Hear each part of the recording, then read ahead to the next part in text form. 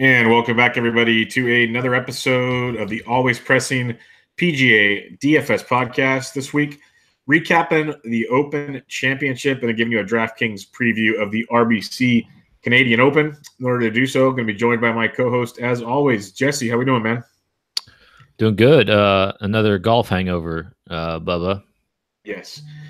Always hungover from a big major weekend. That's what we do here at the Always Pressing Pod. But you have a golf hangover from actually playing golf. How'd that go?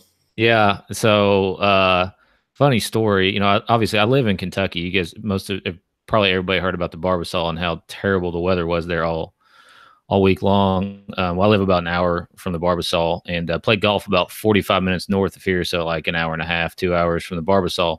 Anyway, the same conditions they had there, we played in yesterday, and it was worse than the Open. Like, we had 70 degrees and it rained the whole time, and they had 80 degrees and just windy. So yeah, but I ended up winning my flight, so it worked out. Works out perfect. You bring that up, and I'm curious because where I live out here in California, about an hour or so south of Monterey, every afternoon at about 1:30, 2 o'clock, we get north winds. And when I play in the afternoon, it can be anywhere from like 10 to 30-mile-an-hour winds. It depends on the day. It's crazy. So would you rather play in windy conditions like they played in Europe or the rain? Oh, wind all day, every day. Because you can deal with the wind. I mean, that even if it's kicking up 30 mile an hour, it's not fun by any means, but you're not wet. Like, there is literally everything I owned was soaking wet after this round yesterday, because it was just a straight, just a rain, for about 90% of what we played.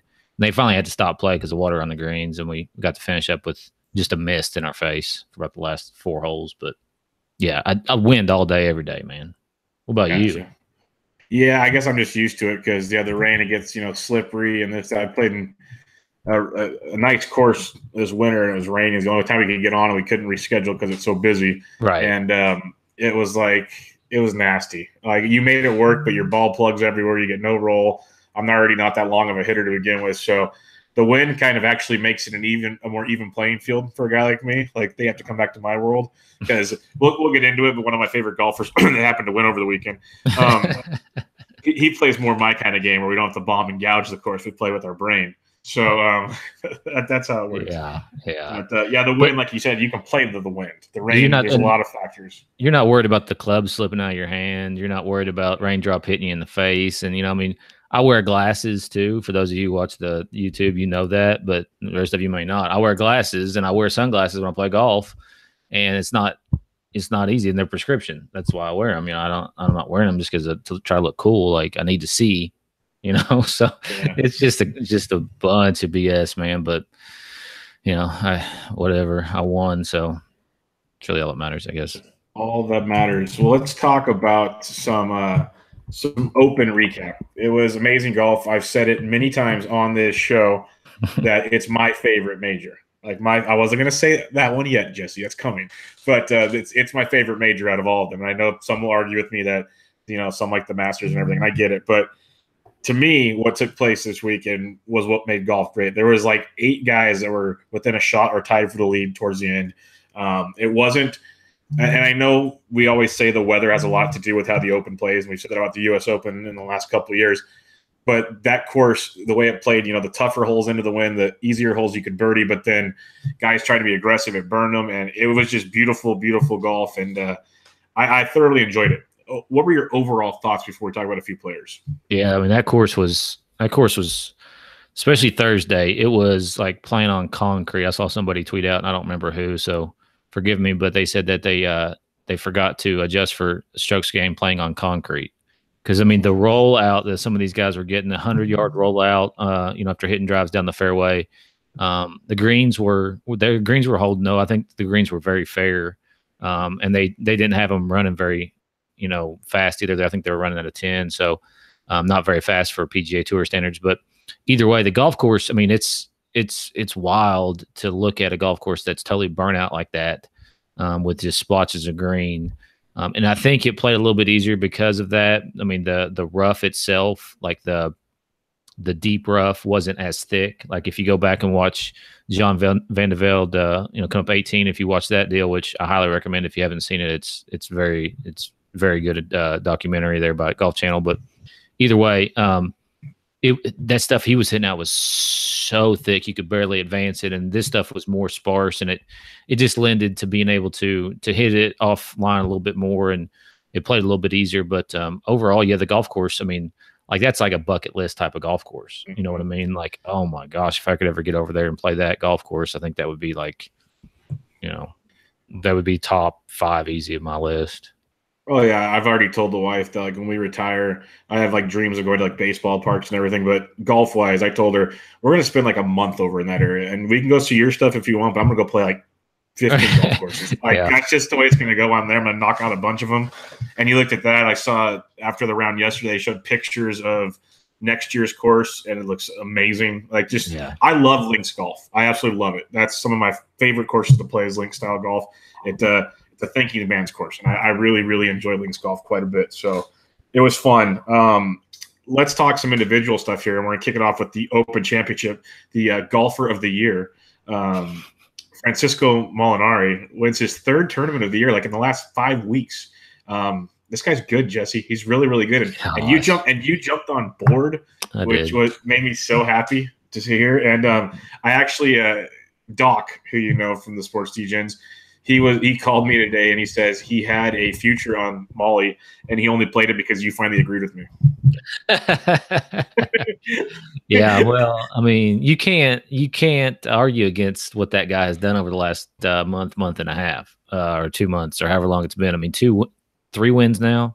3 wins, 1 Euro, two top 2s, and one other top 25 and 6 starts. I mean, that's just crazy golf. He figured out how to putt. I mean, he was always a great ball striker, and I used to play Molly a couple years ago or last year too, when he was mid-price 7,000s, and every week it's will he be able to putt, and that's why I've got a little bit of resentment, but it's totally gone with Molly now. I mean, he's figured it out. He's totally redeemed himself, and so yeah, I mean, it was a good time to jump on when you did. Yeah, it's been fun because, like you said, he's always been a ball striker. So that's something that always catches my attention, especially on challenging situations where, when the wind's a factor, or there's other things which we saw. Bombers did get in trouble if they weren't accurate. It burned them. And Molly, you just don't have to worry about that with. And once he figured out how to putt, it's just escalated even more. Because, like, I'm with you. I used to play him in those mid-7s because, hey, he might not win, but he's going to get you like T25s. He's not going to burn. He's not going to burn you. Well, now he's the 6th ranked golfer in the world at the moment, which is amazing. Which I never thought I'd utter that. Like, I'm a big fan. I like to joke about it and everything. And I even told my wife, she's like, "What are you so excited about?" Well, look who won the tournament. She doesn't know who he is, but she has no idea who he is. But like, I pointed to a picture of him, and I said, "You see this guy?" And she goes, "He's a golfer." I said, "That's my point." That's my point. Like, she knows like the Dustin Johnsons and all those guys you see on TV. And I'm like, yeah, this little guy over here. So that's why I love him. But what he did over the weekend was one of the more impressive things I've ever seen. 0 bogeys over the weekend. 0. Yes. 65, 69. That's nutty. Yeah. I mean, his last bogey was on 17 on Friday. See, that's just so overlooked. And then you just mentioned 17. And I tweeted it when it happened, just kind of joking around like it was most of the day on Sunday. But his approach on into 17 ended like the 20-mile-an-hour winds with the 2-iron. When it bounced off the ridge and rolled onto the green, that might have been the shot of the tournament because that just locked in a par, which locked in the tournament basically for him. It was crazy. Yeah.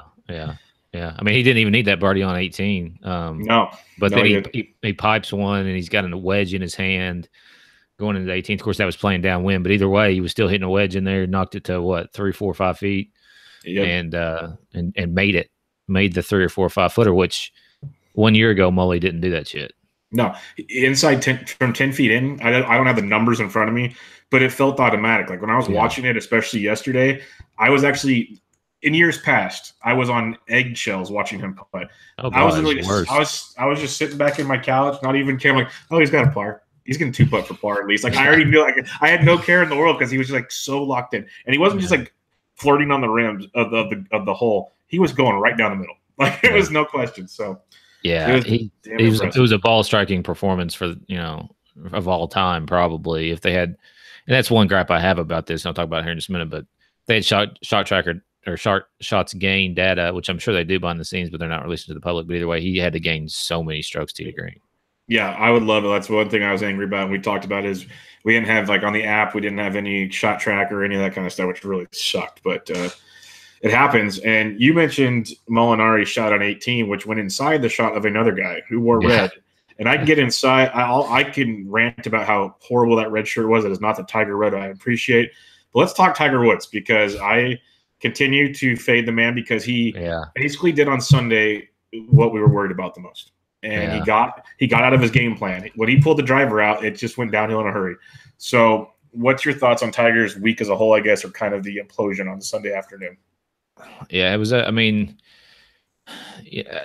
didn't watch it. I just had guys, everybody in the world texting me about the round going on, and the guy I was playing with, we were talking about how pissed off we were that we were missing Tiger leading in the Open. But yeah, I did see some highlights, especially on 11 when he tried to play a miraculous flop shot to try to get up and down for par instead of, I think after he drilled somebody in the crowd and it went off their shin. So, and then he tries to hit a flop shot, lands it short, takes a double, and that pretty much took him out of it. And that's those things that, like, I don't know, like, I guess he just still feels like he can hit every single shot, which I don't blame him. I mean, he is Tiger Woods, but sometimes you just got to take your medicine, and he hasn't learned that yet. I don't guess. I don't know. I mean, like, he played well. Obviously, he shot 3 rounds of even par and 1 round of 5 under, and finished 5 under for the tournament. So made a lot of birdies, made a lot of bogeys. Yeah, he played really, really well. There's no hiding that. He's contending, which we've seen. He hasn't been able to close yet this year, which we've seen. And yeah, that double bogey pretty much cost him everything. Obviously, it's Captain Hindsight stuff there, but it seemed like he, even the whole weekend, even most of Sunday, he's hitting irons off the tees, 3 woods, doing anything smart. And then he's like, okay, I'm a shot or 2 back. Now I got to put my foot on the gas. And it's like, why? You know how tough the course is playing. What are you doing, man? Like, literally parring out would have almost you had a chance if you par out, basically. Well, did you? Are you talking about 11? Is that when he pulled driver? Is that what you're talking about? I can't remember. It was 10 or 11. Because I think the one when he made double. I thought the double. Yeah, it might have been the same one. Yeah, because he birdied that hole. He birdied 11 every day except for on Sunday when he doubled it. Yeah, but the thing is with Sunday, the conditions completely switched. Right. And that's where you got to just kind of change your mindset. That's me, but he's a successful pro golfer. So what do I know? Yeah, so, successful is an understatement. I can't even attempt to hit a driver the way he can. So whatever. And Tiger, let me clarify, he didn't choke. He just did things he can't do yet. He didn't choke. Yeah. He just had a fuck up. You know what I mean? Like, that's the best way to put it. He had a mental mistake where he really thought he was still 26 and he's not. Well, basically. I mean, he could probably hit that shot, but that shot he was trying to hit is a 1 in 10 shot, and I get it. For him trying to go after it or whatever. Mm-hmm. But sometimes you just got to take your medicine, take your bogey, and then he bogeys the next. I mean, if he doesn't bogey double, if he doesn't go double, if he goes par there, he's in a playoff. So. Exactly. Well, let's talk about a guy that did choke. His name's Jordan Spieth, and I thought we were going to be eating our words big time after Saturday when he drives the green on 1, eagles it, so on and so forth. But then Sunday, Jordan showed up. Yeah. Jordan showed up in Jordan fashion, and when you talk about a guy unraveling under the pressure, I thought Jordan was kind of a calm, cool guy when he first started out, but it's not there anymore. Because literally when he's hitting his 3-wood out of the fescue where he should never have hit it, he's doing things he shouldn't do because the pressure got to him. It was ugly at times. What's your thoughts on Jordan's kind of collapse through the weekend? Yeah, I mean, I didn't get to see much, but I mean, obviously birdie free. Sunday is really bad, 5 over, 76. This is all relatively speaking, of course, when I say really bad, just relative to the field or whatever, but 33 putts on Sunday too. I mean, yeah, it's just, I don't know. What was he doing? I mean, he didn't hit very many fairways. He hit 40% of the fairways and 50% of the greens on Sunday and had 33 putts. He was spraying it everywhere. He was trying to scramble his ass off, and he would do things that instead of, like you said, taking your medicine, he tried to go for too much, and it just kept compiling on top of him. Yeah. I mean, I don't. Yeah, maybe he just wanted it too much. He had such a great round Saturday. I mean, 6 under, bogey free. When he started off and he hit a 380-yard drive to like 10 feet, made the putt for eagle. I was like, oh god, he's actually going to do this again. And he had a great round. But yeah, I mean, that's the hard part of golf with him and Tiger. They're obviously two of the greatest golfers in the world. Tiger's probably the greatest all time, if not, in the top two. Jordan's very good golfer. He's won a bunch of majors already. Still young, still learning. I mean, golf is such a funny game because you can get out there and have it one day and literally forget how to swing the next day. Yeah, no, and that's the funny part about it. It's a mental game against yourself and no one else. So right, that's exactly right. That's what I love about it, actually. Yeah, but, me and both. Yeah, and if people tuned in to listen to DraftKings, we will get there. But this is gonna be it's gonna be a longer recap than normal because there's a lot of stuff to talk about. It's a major. We always talk about major. Yeah, exactly. This is a lot to talk about, and I want to talk about a couple of guys. And he kind of had a quiet first 3 rounds, and then Sunday, Rory McIlroy came out when he made that eagle putt, and he starts fist pumping, and he's jacked up. I thought it might have been just because he made a putt, but he makes the eagle, which is huge. And it was so disappointing again, Jesse, because he did everything we talked about. If he could just putt like an average golfer, he wins that tournament by a couple strokes. Like, he kicked ass from tee to green for the most part, especially on Sunday. And he comes up just short yet again. Was he 2 off the lead? And he played amazing golf and just could not putt again. Someday he's going to go on a run. It's going to be terrifying. Yeah, yes, if he figured out how to putt, oh my God, like literally, I really think he could make a run at like being Tiger-esque. That's what I was gonna say. He's almost as good at making these shots as Tiger is back in the day. He hits his driver so long and straight. He's always been a good iron player. The putting is always his issue. I mean, he still shot every single round under par. Shot 6 under for the tournament, finished in tie for second. Very, very good tournament overall for him. I'm sure it's disappointing because I think he feels like he should win every time he steps on a golf course, and I don't blame him because he's that good. But he does need some putting lessons. His little double pirouette there on 14 after that eagle putt was impressive. Yeah, that was something else. You know what? It reminded me of him and Captain America at the Ryder Cup trying to do celebrations over and over again, and you kind of run out of options, and that's what just happened. Yeah. I think he was that surprised he actually made a putt. I'm with you. I agree with you. He putted really bad in the first round, and it kind of came back to a little bit of average. He putted pretty well on Saturday, but he made too many bogeys. So yeah, I mean, dude, the thing about Rory is, and like I'm gonna mention it, he just scores so many birdies and bogeys. Like so many birdies. He's hard to pass up. And once again, on DraftKings, he was less than 10% owned. Yeah. Eventually, he's going to win someone a lot of money. Well, I mean, he did already at the Arnold Palmer. Whoever had lost, lots of money beforehand on him, and then his ownership went up, and then now it's back down, and people just aren't on him at majors. It'll be interesting to see what happens to the PGA in a couple of weeks, and we tend to have a short memory in the DFS world, apparently. Yes, very, very short. Who has a short memory of almost missing the cut but birdie in 18 is Justin Rose. Oh, my God. He sneaks in and gets 25% of America, or DraftKings players at least, happier as shit when he could have easily missed the cut. And then he proceeds to go 10 under over the weekend. And his round on Sunday was a spectacle to see. Like, amazing golf from him. His shot on 18, or he almost holes out for a double eagle on 14, which would have made it even crazier. Like, he just made shot after shot. He looked like Justin Rose again, not the guy we saw the first 2 days. And he nearly wins it. He's now number 2 in the world behind Dustin Johnson. An amazing weekend from Justin. What's your thoughts on that? Because I know it was quite a roller coaster on Friday with Justin Rose. Yeah, that birdie on 18, it probably cost me at least a couple $100 because I actually had a 6-6 lineup with Francisco Molinari that did not cash in the Millie Maker and did not cash in the 153 max. Everybody else on the team was trash. I mean, they were all over par. But I think if Rose probably misses the cut, that team cashes in both, at least men. Anyways, enough about me.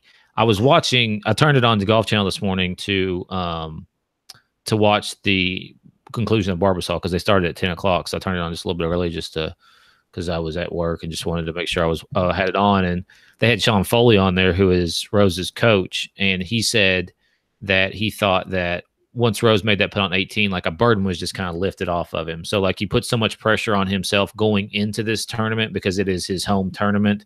It's the Open Championship. It's the thing he's heard about his whole entire life growing up. Maybe that's a reason why he hasn't played very well since his initial start as an amateur at the Open Championship. But he put so much pressure on himself, and he was just able to kind of lift that off and just go on a run. I mean, it's Saturday, 7 under was with 0 bogeys is crazy, and then a really good 2 under round on Sunday in those conditions with an eagle and a birdie on the back, coming in 32. So yeah, I mean, he deserves his world ranking. He's played that good, especially over the last 6 months.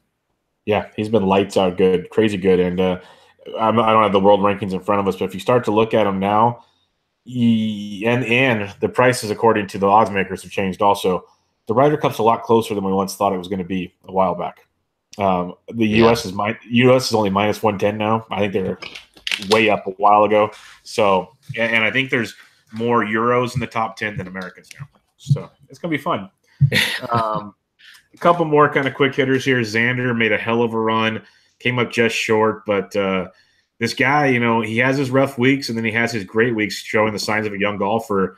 But he looks like he's so close to breaking out. Are we going to? What do you think? Do you think we're going to keep seeing the roller coaster, or are we going to start seeing consistent Xander performances? I don't know. I can never get him right. Literally every time I pick him, he's awful. When I don't pick him, he burns me. I mean, that's just how it goes with me at this point. I can't peg him, but he tends to just show up in like kind of the least when you least expect it. But on the big stage. And so, yeah, I mean, he's a player, dude. I mean, he's legit. He bombs it off the tee. He's got a good short game. Just a couple bad shots on Sunday, you know, killed him, especially that one on 17 when he blasted it right. I actually did see that shot, blasted it way right. And then he had a crying baby over there. And that was ridiculous. All kinds of weird things going on over there, which is odd to me that you have I mean, you're not just pushing that, taking that baby 200 yards away, but one way or the other, you know, he had some distractions there. Whether or not that mattered, I don't know, but he didn't get up and down, and, you know, I don't know if they cost him or not, but he definitely was one shot behind before that, so he had a chance going into 18.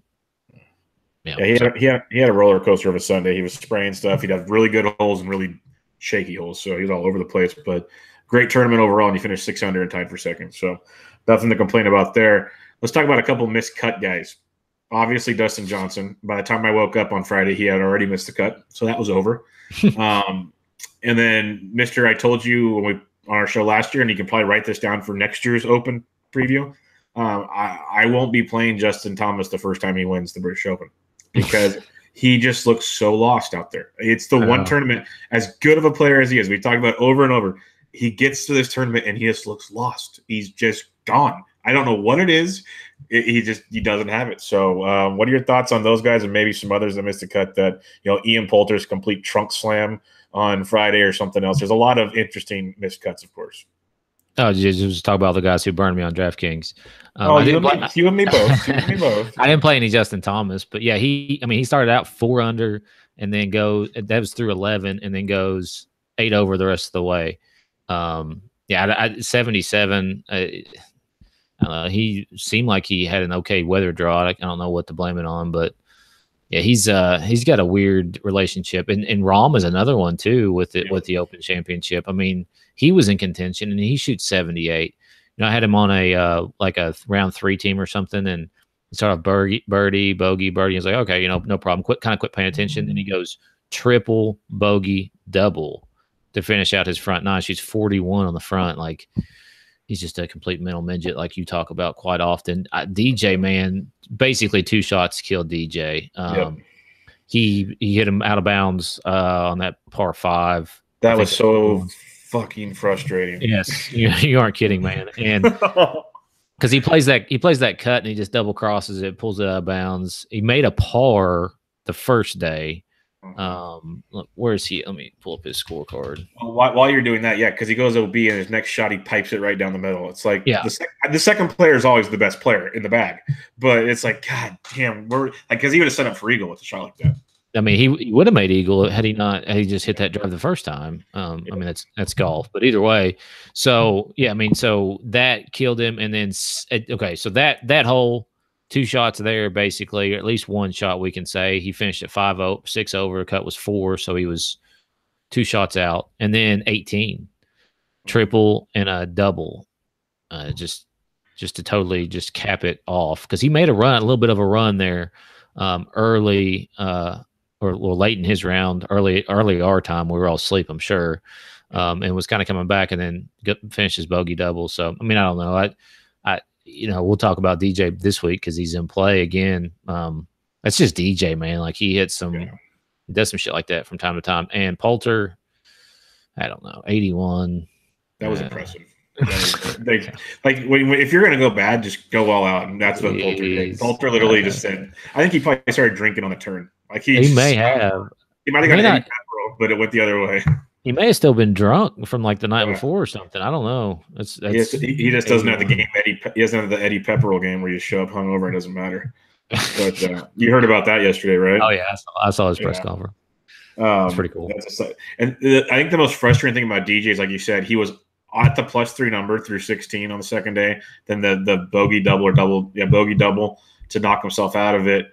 And Dustin's just like Justin Rose. You could have seen him make the cut and then make a run. He's that good, and that's what just frustrates the hell out of me with that. But it happens. Like you said, we'll talk about him in a little bit. Last question I have for you, and we can move on, and I know everybody wants us to probably move on by now. But they can skip forward. What? Skip what? They can skip forward. Oh, yeah. No, I always put the timestamp on the thing. I'm with you. I just love talking about good golf. I'm with you. I agree. What would you do? Because I think it's really cool. I know some people don't think so much, but the little frat house the boys had there between, JT and Spieth and Zach Johnson, and there's like 8 of them that shared a house in Europe. Literally, they'd eat dinner together. They played games. I think it's outstanding because you're in a foreign place. You at least get to hang out with people gives you a comfort level. We've talked about before. I love the camaraderie this young group has, and they can be competitive in between the ropes. But then after the round, it's like we're just buddies playing golf. It's like you do at a club when you go play. You go play an intense match play, and the next thing you know, the guys are having drinks together and having dinner or something. Right. I think it's great. I've heard a lot of mixed reviews. I just want to get your take on it. No, man, I would, if that's what, like, if hypothetically speaking, if I was ever a tour pro, which I never will be, but that's what I would want to do. Like, I think that is the way to unwind. You can go in, you can bullshit, you can talk about the round. Because so I go up to this golf tournament this week with one of my friends, and on the way home, all we did was talk about our round and what happened because we didn't play together, so we didn't know. But it helps our mindset for the next one. We talk about what we were thinking when we were doing this, that, or the other. And golf is such a mental game, man. You've got to have something when it's that intense and you're playing at this high a level. You've got to have something to be able to unwind and kind of relax and chill out for a little bit. And obviously, it helped Kisner because he's played like shit all year long. Great point. I forgot all about living in the house there. Yeah, he was in there with ZJ, and they were paired together on Saturday. They drove into the golf course together. I think that's awesome. I think that's awesome. Yeah, guys just don't, because like you said, you guys talk about things. These guys can compare like different, missed shots or made shots on a course, like angles into the greens and stuff like that. You just wouldn't talk about, and it might not be flat out going, "Hey, what'd you do there?" It could just be like, just calm and talk. "Hey, did you see this shot?" Or like, and then it just comes out in conversation. I think it's phenomenal. Or maybe they don't even talk about golf. I don't know. I mean, maybe they're that big of competitors they don't want to talk about it, which would be fine too.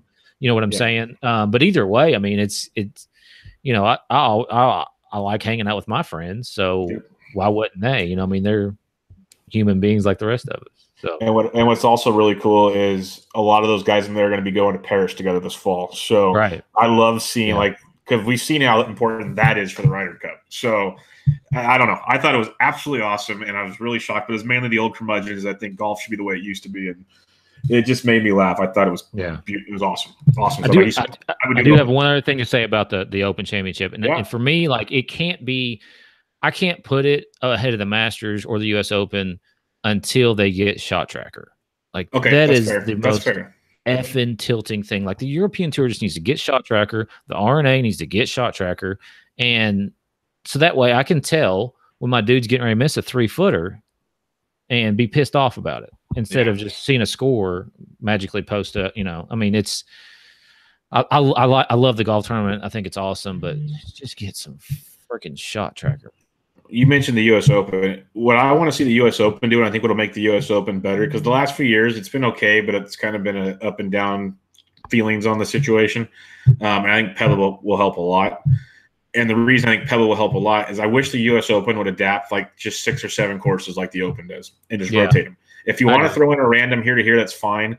But have that stable of courses where this is what you're doing. It builds up so much more tradition. You can actually fix courses the right way instead of like, oh, it's been so long, let's try this type crap. Like, I think that's what would make it so much better. Yeah, I agree. No, I wouldn't be against that at all. I mean, because then from year to year too how to set them up. Like you rarely ever hear about the Open Championship players bitching about the course, right? Exactly. Because they know how it's going to react based on. I mean, they just know those golf courses obviously have been around a long time, but they've been playing this championship for 147 years. They've been rotating it around. They know how things are going to react based on conditions, and they can set the golf course up to where it's fair.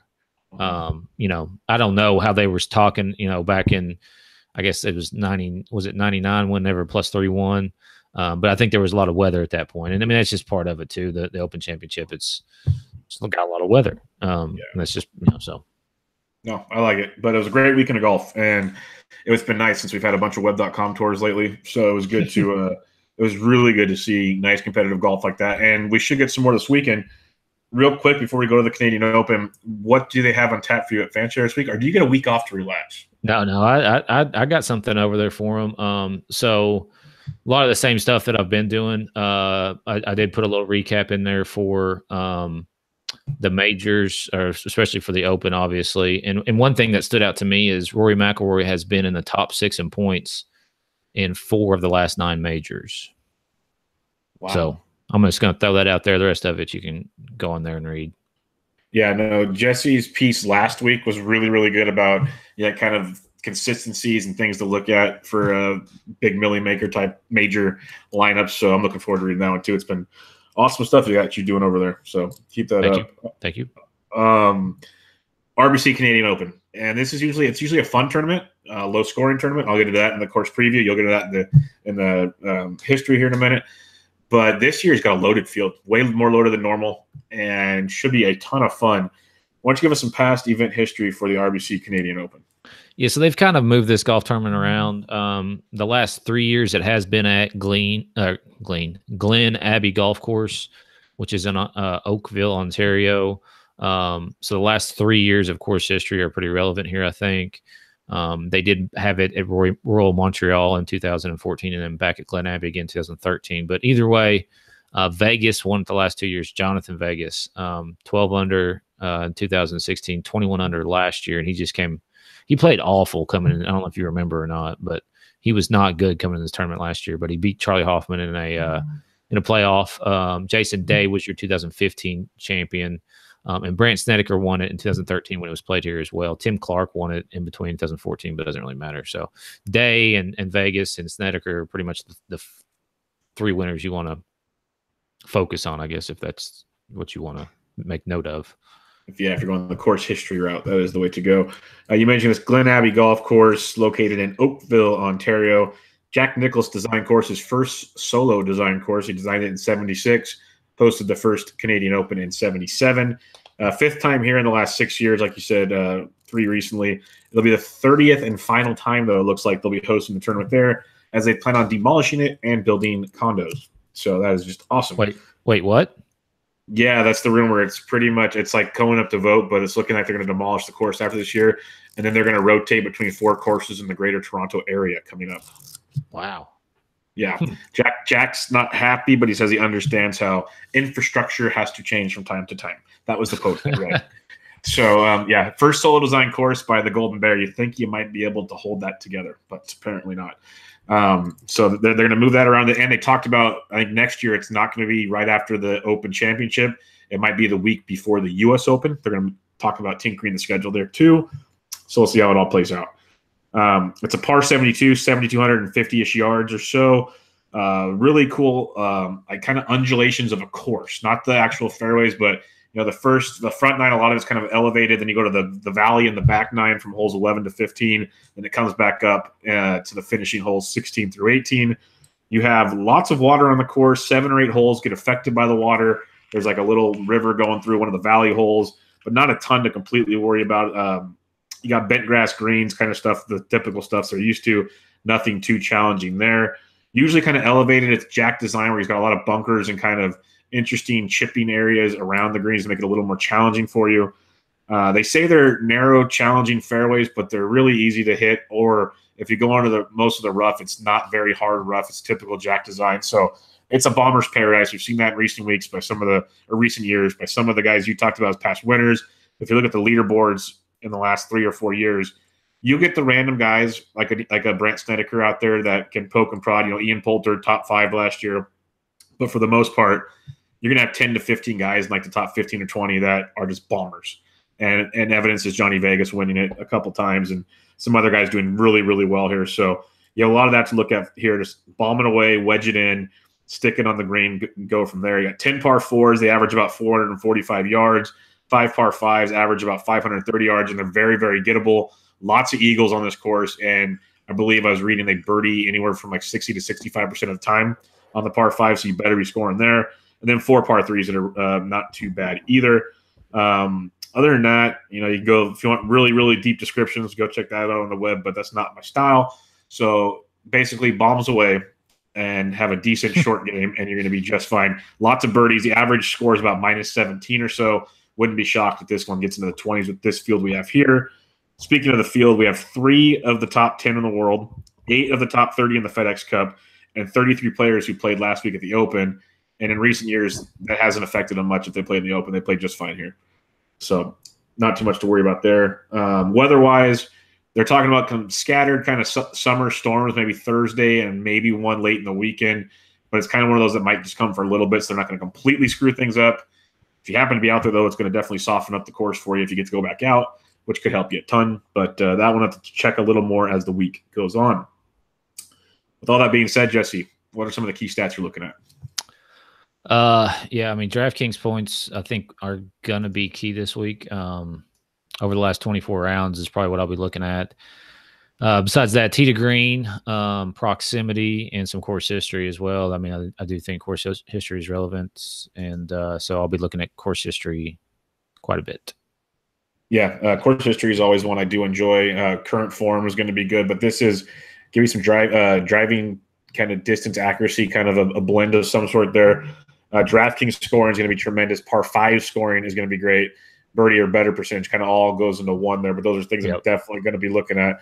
It's going to be one of those weeks where you could have a guy who might not be top 10, but he's going to birdie so many holes. The bogeys will be there, but he's going to score like crazy. So keep that in mind when you're making your lineups. Yes, you obviously want guys that are going to finish high, but finishing position isn't going to be as important as just these guys bombing away and scoring this week. So that's what I'm going to be looking at. Real quick, let me give you a couple fan share pieces before we get on to the DraftKings picks. Last year at the Canadian Open, top scorers, Johnny Vegas, he was tagged only 5 times last week, 51st in tags. Charlie Hoffman, 2nd. He was 6th in tags. Robert Garrigus, 3rd, 20th in tags. These are guys that are in the field this year. Ian Poulter, he was 20th tagged. Gary Woodland, 8th. Tony Finau was 3rd tagged. DJ was number 1. James Hahn, 26th. JV Holmes, 12th. Keegan Bradley, 24th tag. So a lot of guys, 2, 4, half the guys were 20th or worse in the tag. So kind of a mixed match of options here. As you can tell, Vegas, Hoffman, Garrigus, Woodland, Finau, DJ, JB, a lot of bombing going on in that repertoire right there. If you talk current form coming into this tournament, people in this field, average DraftKings points in the last 3 events, Joel Dahman leads the way, almost 98 DraftKings points per week in his last 3 events.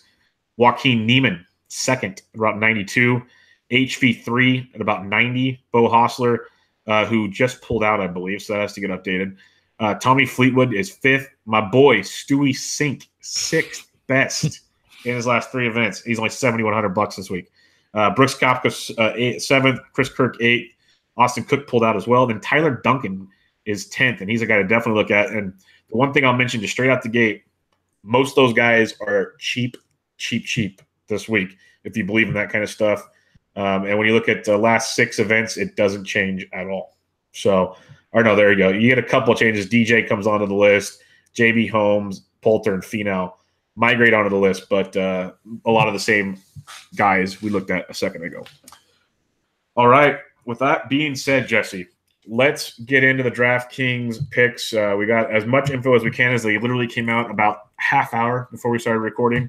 We have 3 guys at 10K or above. You got DJ at 11.7, Brooks Koepka at 10.8, Tommy Fleetwood at 10.5. All of them are very capable of winning a tournament like this.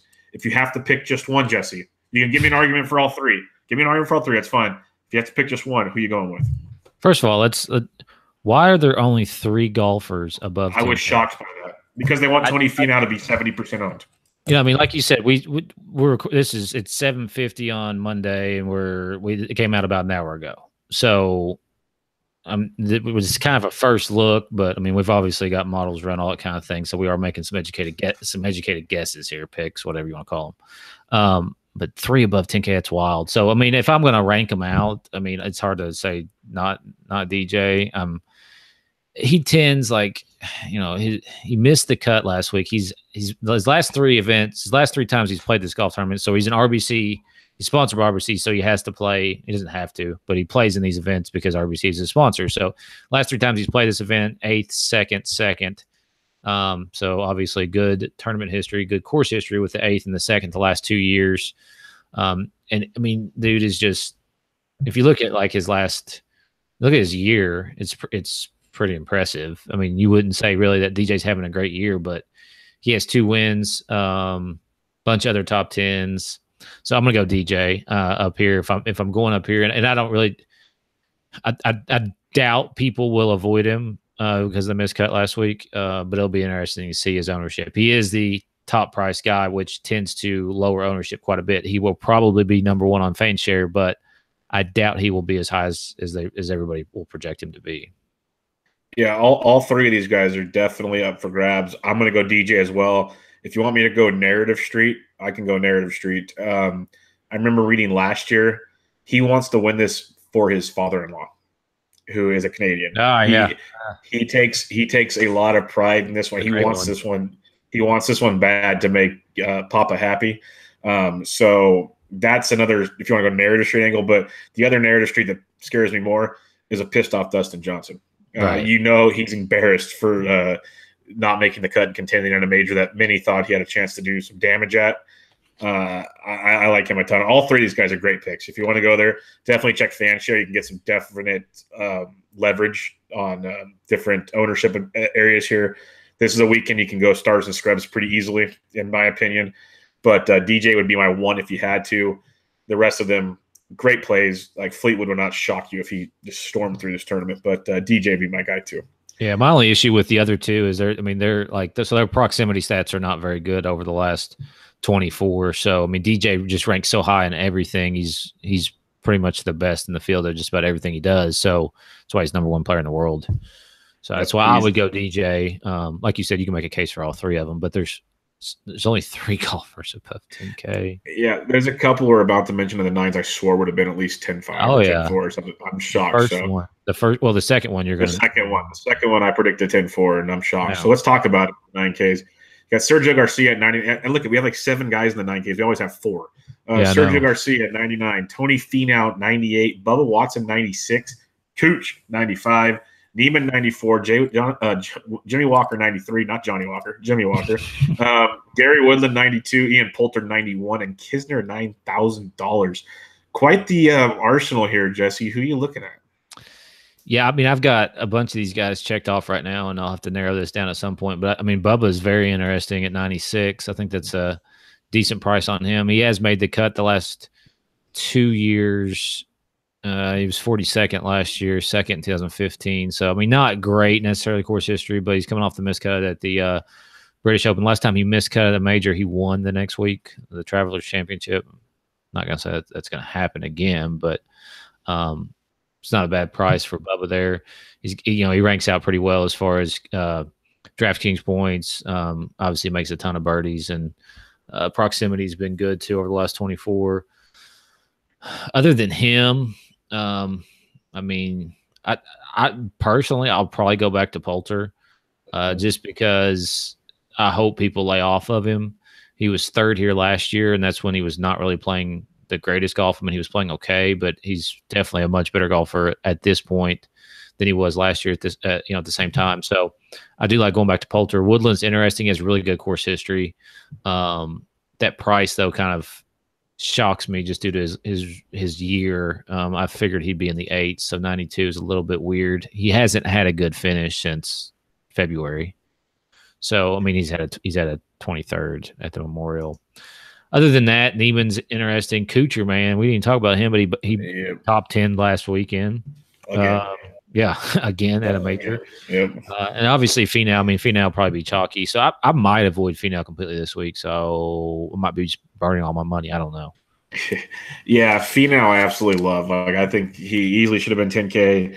I am going to watch ownership, though. I'm not going to play like a chalky Tony Finau. It's just not going to happen. Not in this range with other options, but he's my top option here by far. You talk about a bomb and wedge type course. Tony Finau is that spitting image I think about most of the time.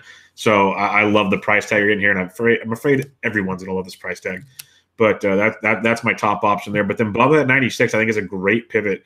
Like you said, he's made 2 straight cuts here.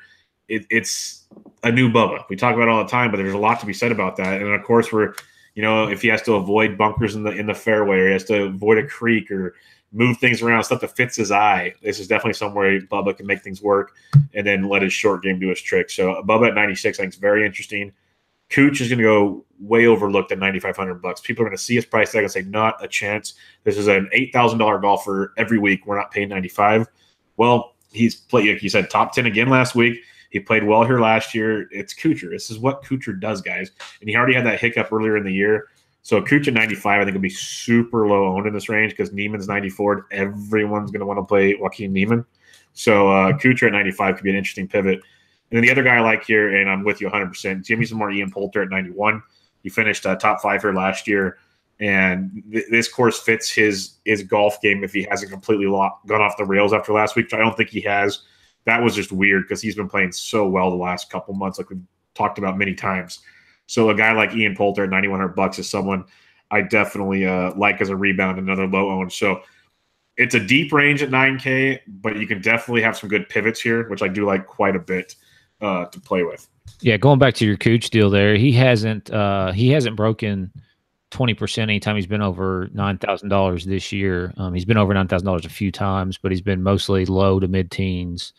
So I do like that call that you just made there. I'm a Cooch fan this week as well. I mean, at least I hope he's figured it out because he was pissed. When you ride Kuchar for so long and then he sucks and then you just don't have him and then he's good, that sucks. Yeah, we almost need to stop being. Or I'm not saying we're being lazy, but we almost need to just start taking better notes of previous guys. Like, okay, Finau's top 10 all over the place at majors. Kuchar comes to Europe and just plays great golf in the Open. Like, let's not even be cute about it. It's just what he does. Just like we need to put it on. Like sometimes just ignore the model is what we need to do. But, I mean, him and Spieth both. I mean, they were 1 and 2 last year, and they both top 10 again this year. That's pretty impressive. Very impressive. Very, very impressive. Let's get into the 8K range, which is short this week. JB Holmes, Steve Stricker, Charlie Hoffman, Chesson Hadley, Brent Seneker, Adam Hadwin, a fellow Canuck, Wesley Bryan, David Lingmerth, Keegan Bradley, and Billy Horschel. Interesting group here in the 8Ks. A couple I'm going to look at is Steve Stricker, $8,800.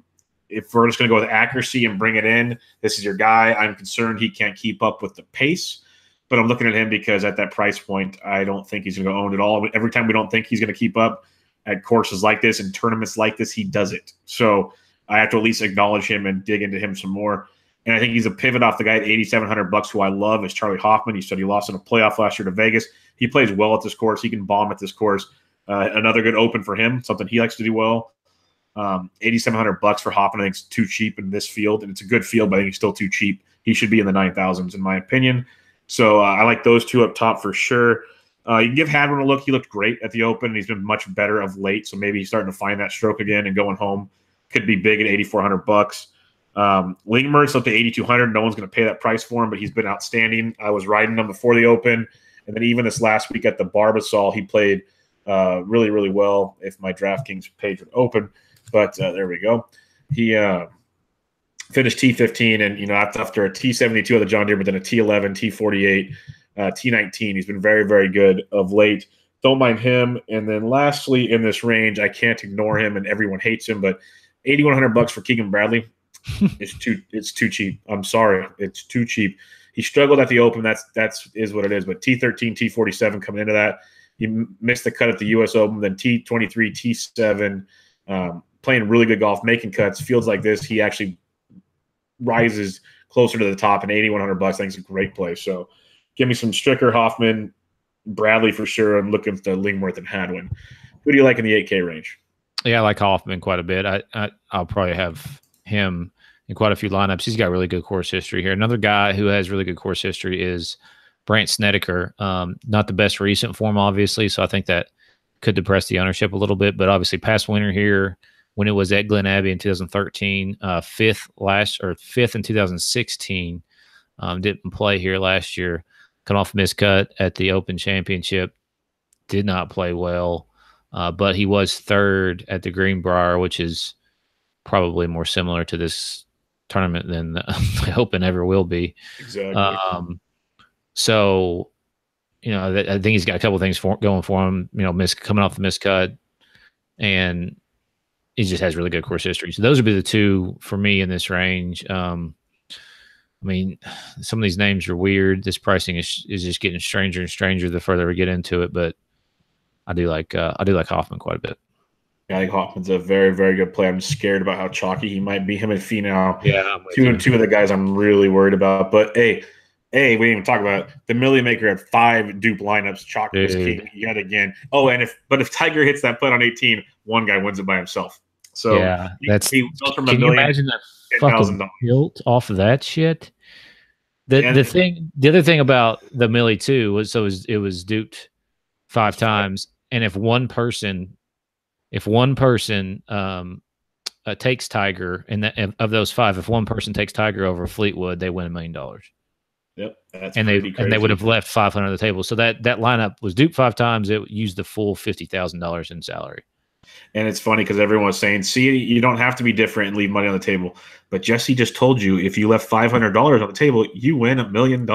Yeah, by yourself. If you pivot off of Fleetwood onto Woods, obviously it's super easy to sit back and Captain Hindsight. Right, or you could have pivoted off of Finau onto Kisner or ZJ, or no, not ZJ, Kisner or Chappell, and been different and left a little bit of money on the table. Of course, those two were combined 0.5% owned. But anyway, back to this week. No, it was pretty crazy to see that, though. We didn't mention it, so I had to mention it at least once. Yeah, we should have talked about that anyway.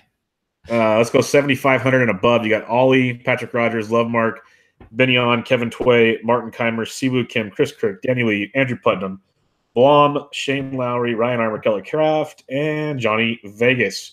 Who you liking at 7,500 and above?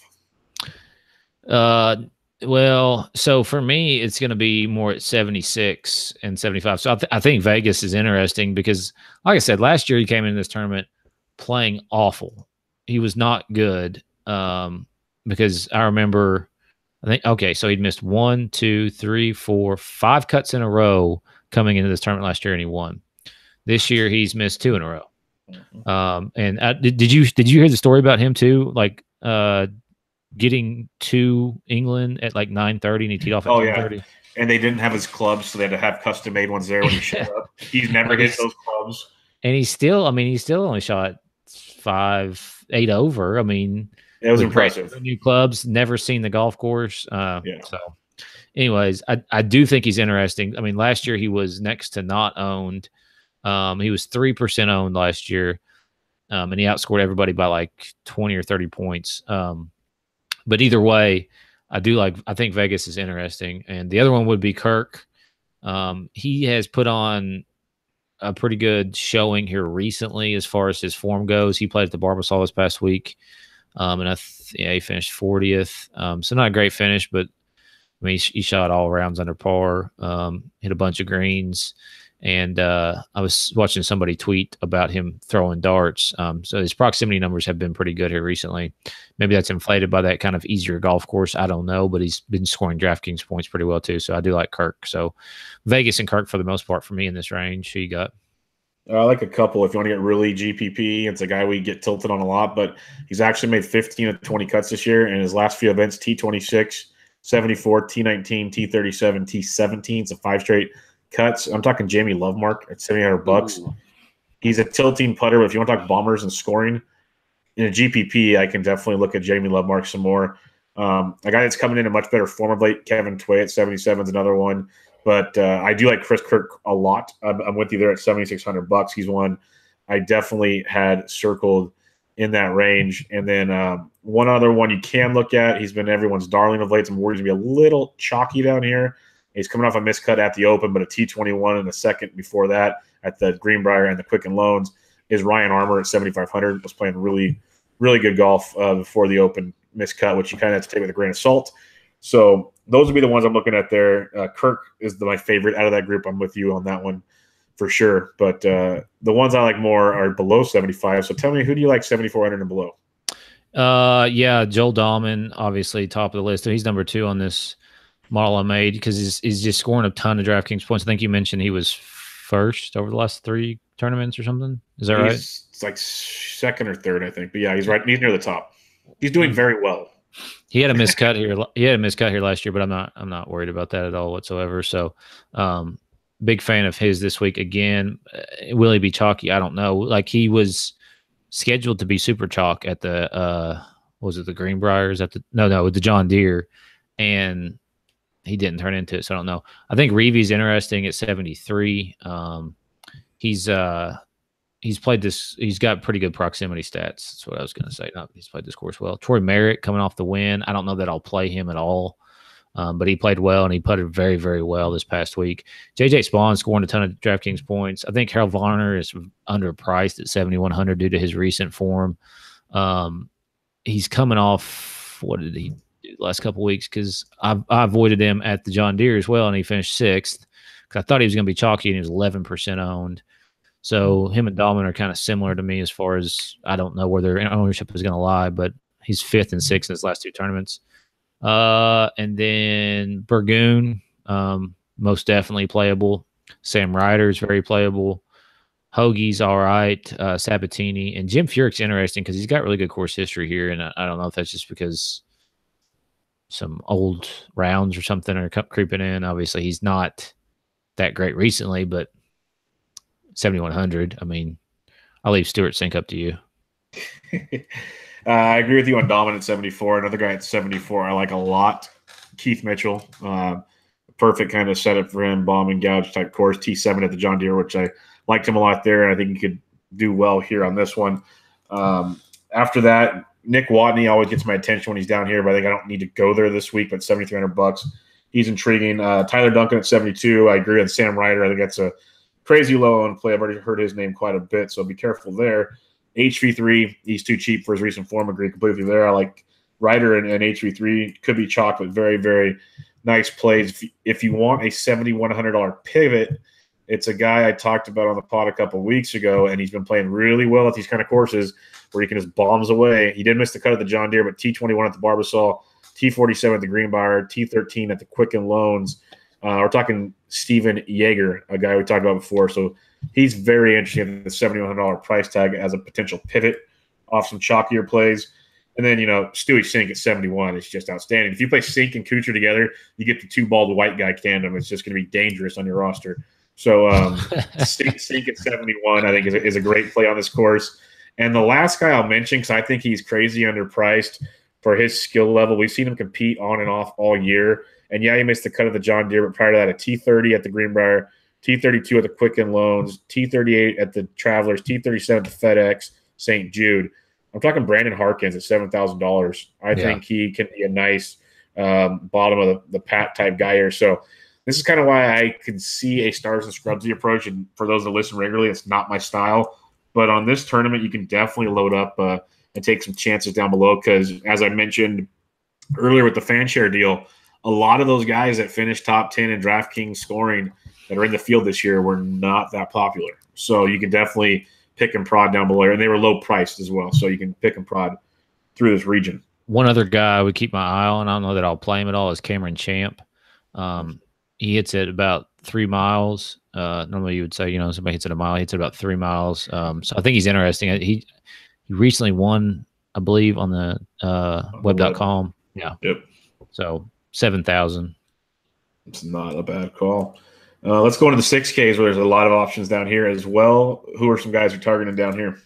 Yeah. So in the 6Ks, there's definitely a few that I do believe are playable. Get my list pulled back up here. Sorry. So one, and this is just really weird and just a kind of a hunch more than anything else, is Hudson Swafford. He's not played very well recently, but he has some pretty good course history. If you dig into some of his stats on the actual golf course, he's played it decently well. Now, can he bring any semblance of a putter? That is always the question with Mr. Swafford. But the last 2 years, 32nd and 14th, did finish. He's made the cut basically the last 3 years of this golf course. So he's interesting. I think he's a good GPP play. If you're playing large field GPP and you've got $105 teams or something, I would put him on, 5 or 6. I think he's worth a shot. A couple more. Blaine Barber, he played well last week at the Barbasol, and Tyrone Van Eyswagen. He's got good course history stats as well. Not very good recent form. So, those would be the 3 guys for me. Who you got? A couple guys here. I got to always at least look at Johnny Huh as a guy that he's very hit and miss. Like we saw him John Deere, but not always there. But $6,900 gives you that upside.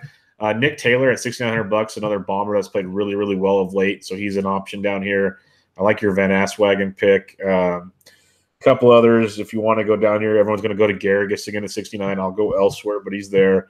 Mackenzie Hughes at 68 is an interesting one, coming in on really good form. Ben Silverman had a good weekend for you at the Barbasol. And then one guy I will mention, had him a couple weeks ago, was Scott Brown at $6,700, coming in really good form. He's made 5 straight cuts, a couple a T21 and T12 in his last 2 events. And the last guy I'll mention, and he will be chalkier than chalk down here, he's very interesting, is Dylan Meyer. He made the field at $6,700. He's been playing lights out lately. T43 at the John Deere, T17 at the Quicken Loans. Got cut at the Travelers, T20 at the U.S. Open, T74 at Valspar. So he was chalky at the Travelers after the U.S. Open performance. He shit the bed, back-to-back made cuts at $6,700. He could be a very good choice here at this tournament. But the 6K, a lot of different options, a lot of good pivot options that you can tinker with down here. With that being said, who are your favorite punts? I guess you already mentioned 3. Did you have a favorite out of the 3? Swafford. Don't ask me why. It's just, and don't get mad at me when he misses a 3-footer, but Swafford. Yeah, for now I'm gonna have to say Dylan Meyer. If we stay at $6,900 below, is my favorite, but I don't want a $6,700 guy that's like 15% owned either. So let's keep an eye on that. Yeah. Who is your bust of the week? Lord, I think the easy pick's probably Sergio at 9,900. It's going to take quite a bit to pay off that price. So I would go the easy route, I guess, and say Serge. Yeah, I like Serge a lot as the bust of the week. If I don't go Serge, though, I'm going to go Joaquin Niemann just because everyone's going to be on that guy. And at this price tag now, he's going to have to start really finishing strong. So that's where I go. Who's your core for now? For now, it's DJ, Dahlman, and Varner. As far as like in the mid range, I would lean Cooch like you were just talking about in Bubba. Yeah, for now, obviously it could change, but I really like Finau, Hoffman, and Keith Mitchell as like my threesome to build around. I think that's where I want to be going. But at the same time, if Finau and Hoffman are chalky, I can differentiate elsewhere. But those are the 3 I really like right now in that field. Who do you have winning the event? This is a crapshoot. This is one of the tougher weeks. Man. Unless you like, obviously can go DJ. This is one of the tougher weeks to pick a winner to me. Yeah, I mean, I think this is actually a pretty good field. There's a lot of big names here, so this is a tough one to predict. But I would go Bubba Watson for kind of the guys up top. And if you want like a mid-range guy, I think it might be a Dahlman week. I went Charlie Hoffman, and if it's not Charlie, down below, I'm going Keith Mitchell. I like it. Those are the guys I got winning this bad boy.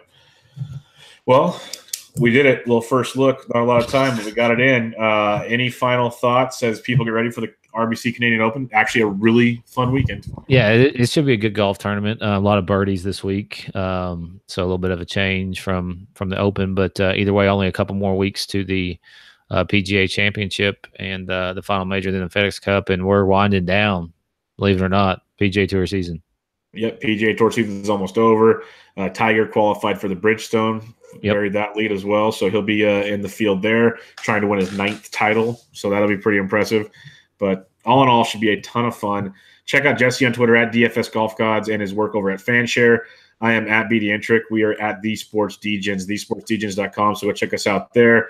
And join us in the Slack chat throughout the week, and especially Wednesday night. We can answer more questions as we get more info on the stuff that just came out and maybe some weather and whatnot. So go check it all out. We will catch you guys next week. This was the Always Pressing PGA DFS podcast previewing the RBC Canadian Open.